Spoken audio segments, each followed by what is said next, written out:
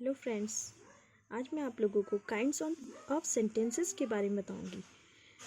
यानी कि वाक्य 5 प्रकार के होते हैं। पहला अफर्मेटिव सेंटेंसेस, दूसरा नेगेटिव सेंटेंसेस, तीसरा इंटेरोगेटिव सेंटेंसेस, चौथा इम्पेरेटिव सेंटेंसेस और पांचवा एक्सक्लेमेटरी सेंटेंसेस। तो सबसे पहले हम जानते हैं कि सेंटेंस होते क्या है। Sentence is a group of words which conveys a complete sense. यानी कि वाक्य शब्दों का ऐसा समूह होता है जिससे पूर्ण भाव व्यक्त होता है। जैसे कि I am reading my poem, what is your name, you are not playing a hockey, who are you. चलिए अब इसके आगे मैं आपको काइंड्स ऑफ सेंटेंस के बारे में बताती हूँ डिटेल में। पहला अफर्मेटिव सेंटेंसेस यानी कि सकारात्मक वाक्य। ऐसा वाक्य, ये वाक्य साधारण होते हैं जो कि सब्जेक्ट से प्रारंभ होते हैं। A sentence that simply affirms something is called an affirmative sentences. जैसे कि एग्जाम्पल्स यहाँ पर दिए गए हैं। My mother is a doctor. Second is I am eating a mango. यहाँ पर माई मदर और आई सब्जेक्ट है। सेकेंड नेगेटिव सेंटेंसेस यानी कि नकारात्मक वाक्य। इस प्रकार के साधारण वाक्यों के साथ नो, नॉट और नेवर का प्रयोग भी किया जाता है। In English a sentence that denies something is called a negative sentence. Example है this is not my car, यानी कि not using for negative sentence. And he is not a lady, यानी कि he used for man. Third type of sentence या kind of sentence है interrogative sentences यानी कि प्रश्नवाचक वाक्य।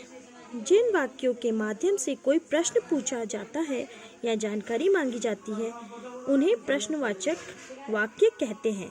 इन English a sentence that asks a question is called N interrogative sentence. ऐसे वाक्यों के अंत में प्रश्नवाचक चिन्ह का प्रयोग किया जाता है। जैसे कि are you going with my father, और second is what are you doing presently? So here is what are in the second sentence and are. These are asking questions. And fourth one is imperative sentences यानी कि आज्ञावाचक वाक्य। जिन वाक्यों से आज्ञा, प्रार्थना, निवेदन, सलाह आदि का भाव प्रकट होता है वे आज्ञावाचक वाक्य कहलाते हैं। A sentence that expresses an order, a request or an advice is called an imperative sentence. जैसे कि please give me your pen. Second is always speak the truth. Here we are asking permission. और दूसरा सलाह दी जा रही है यानी कि हमें हमेशा सच बोलना चाहिए। फिफ्थ इज एक्सक्लेमेटरी सेंटेंसेस यानी कि विस्मय बोधक वाक्य। जिन वाक्यों से आश्चर्य, हर्ष या शोक का भाव प्रकट होता है वे विस्मय बोधक वाक्य कहलाते हैं।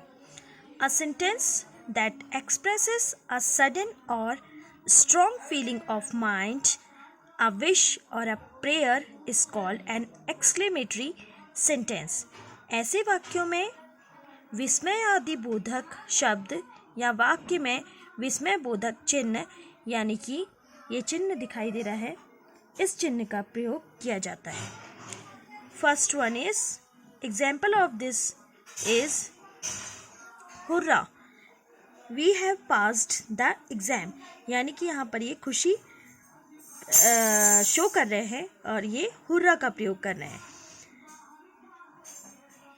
एंड ही इज डेड, यानी कि यहाँ पर शोक का बोध हो रहा है यानी कि वो मर गया है। Thank you so much.